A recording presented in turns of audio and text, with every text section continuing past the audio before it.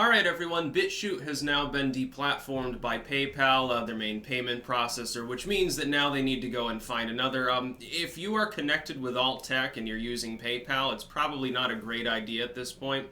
Because literally, I already had a video queued up with regards to PayPal censoring people that I was already going to make. UKIP is actually looking into certain members. They apparently got emails saying, asking them if they were actually in office because they were, members of UKIP itself, like registered members, and they'd said no, and then they were asked for like a proof of address or something over in the UK, and they were never actually told how to do that, and so they got deplatformed as well. So that could be, a problem.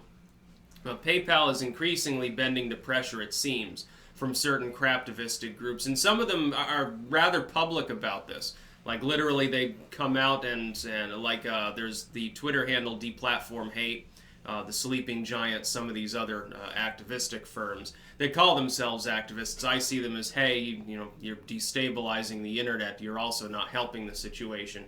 If your idea is to combat hate, you're not going to do that by silencing people.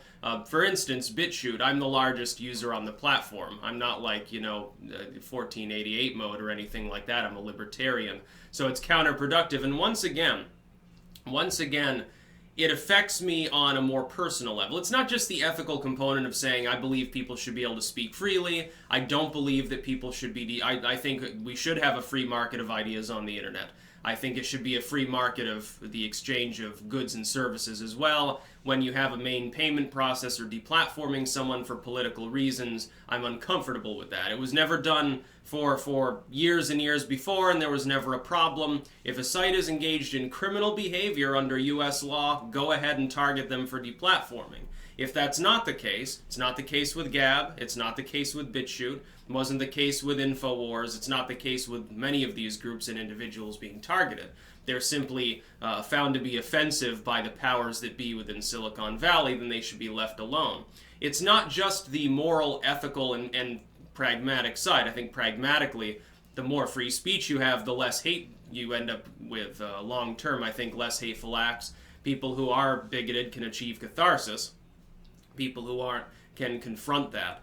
You can't really do that, though, if you're censored and silenced, especially by algorithms. The other component is, again, this affects me personally. I'm Bitchute's largest user. I'm a major user of Gab. I've got almost 20,000 people following me there, and these sites keep getting hit, targeted by essentially what amounts to trolling raids to try to get them kicked off of various services or kicked off the internet altogether. Now, with Bitchute's specific architecture, I'm not 100% sure it would actually work if you were trying to take them off.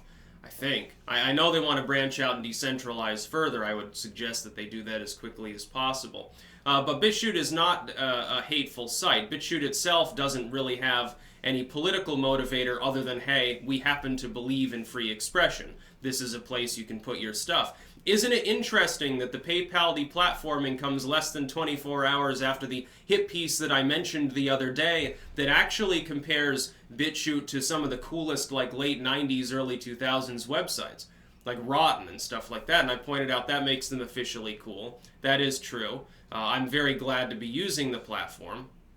I don't think that any website... remember when, what was it, fucking the Daily Stormer or something, when that was basically hounded off the mainline internet? I didn't support that either. It's like, okay, it's a site that's more or less explicitly related to what you would consider bigoted forum behavior. So what? I don't fucking care. And then the worst thing is, though, here's the worst thing, especially with regards to like Bitchute or Gab. These sites exist specifically to provide an alternative to the mainline sites because what the authoritarian said is basically, hey, we're getting you off of these sites. We don't want you around us. If you want to say, stuff we disagree with, build your own websites. Well, they've built their own websites. And now it's like, oh, no, we didn't actually mean it. You're supposed to just be silent and demoralized or magically convert to our way of thinking. That's never actually going to happen. Most of the people, like, let's say that Bitchute gets deplatformed tomorrow, and it's entirely possible they're obviously being targeted. But PayPal didn't in a vacuum decide to do this. They're being spurred on by legacy media hit piece and probably by an organized behind-the-scenes craptivistic effort by moralist hand-wringers, pearl clutchers, people who are moral busybodies. Therefore, it's likely that happens at some point in the future. They need to probably look into their domain registrar, make sure that that's a free speech. I know Gab switched to a place called Epic, I believe, with a K. You should look into switching, really, preemptively. You should do that as quickly as possible. Don't rely on any service that's ever been indicated as enjoining deplatforming raids, which is essentially what these things are, especially with regards to some of these sites. When they get hit, when they get deplatformed by 4 or 5 fucking websites or services in the same day, it's obviously an organized effort. It's not a coincidence when that happens. InfoWars and Gab both targeted that way. BP Earthwatch, by the way, was downed a week ago. By the way, you should subscribe to his new channel, which is just Earthwatch. On YouTube. He had over 300,000 subscribers. Now he's back to square one again. There's a reason why these sorts of things happen. They tend to be organized attacks on people. They tend to involve organized groups. If Bitchute were to go down, it inconveniences people who want to watch me. And some of those people are literally several thousand people watch pretty much every video that gets uploaded on Bitchute. If you're watching it there's a good chance that you're watching me on Bitchute. You like the content, but you might be one of those people that's less comfortable these days about using Google services. I know there are some people that watch me on Steemit and Dailymotion as well. People should have that choice. And unfortunately, what's happened is that activists that think that they're doing the right thing, and remember, the road to hell is paved with good intentions. Some of these people think they're doing good for the world. They're not. If they thought about it, they would realize when you engage in this specific kind of behavior, you're doing the will of multi-billion-dollar corporations. You're not actually silencing anyone. What you're doing is causing them to increasingly rely upon fully independent infrastructure that they are continuously developing, that there would be no impetus to develop at all if Silicon Valley had never started deplatforming people. Why do you think that throughout time all YouTube alternatives fell entirely flat? It's because there was never any compelling need for them. The reason why Bitchute's not falling flat and now is being targeted in a secondary sense because of that by Silicon Valley and the legacy media is specifically because there is now a need. Creators that delve into certain topics, especially politics and breaking news, have a reason, there is an impetus for them to want to transfer off-site.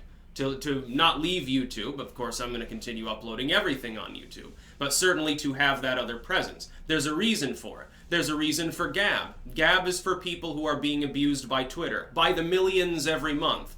Gab's mode of operation is to exist and allow Twitter to collapse. Did you see, by the way, Facebook stock just tanked again? Morale at their company apparently approaching the 50-50 mark. Last year, the report was like 84% were optimistic about Facebook's future. Now it's basically 50-50. In a single year, they've made that flip. That's because of a succession of bad ideas by Zuckerberg, stupid moves towards censorship that nobody likes, privacy breaches, and so forth. Old Silicon Valley is beginning to collapse, and YouTube, in all honesty, I will say this. I completely oppose Article 13. But if YouTube does end up shutting out, several 100 million Europeans, at least for some time, YouTube is going to have problems. It's going to have a loss of connectivity and content. There's going to be a huge glut. By the way, US users will benefit massively from this because we're not subjugated to those EU rules. So people, if they're smart, they've already got a VPN or something like that, so they don't have to worry too much. Make sure that you're connecting from Canada or Australia or some place that doesn't care about the EU's rules. As for me, I don't have to prove that I own everything in my videos, even though it's going to be easy to prove that because it's literally just me talking. And as for Radio Werewolf, I have permission to have those uploaded, so that's okay. Some point I might redo those or put them on my second channel. I might have to. It just sort of makes sense, basically this channel has evolved and from general purpose, I had all sorts of other weird stuff, some documentaries, music, and all sorts of things. It's consolidated over time. Now it's basically just my socio-political thoughts and books and things like that. I've even thought about making a separate channel for the occult topics. Maybe it could even get to YouTube Silver, which would be funny. It'd be funny to have a second play button on the wall. One under maybe, I don't know, my real name or something. That'd be interesting. Maybe I'll do that if I hit like 500,000 subs or something. Go for the silver a second time. That's about all. Peace out.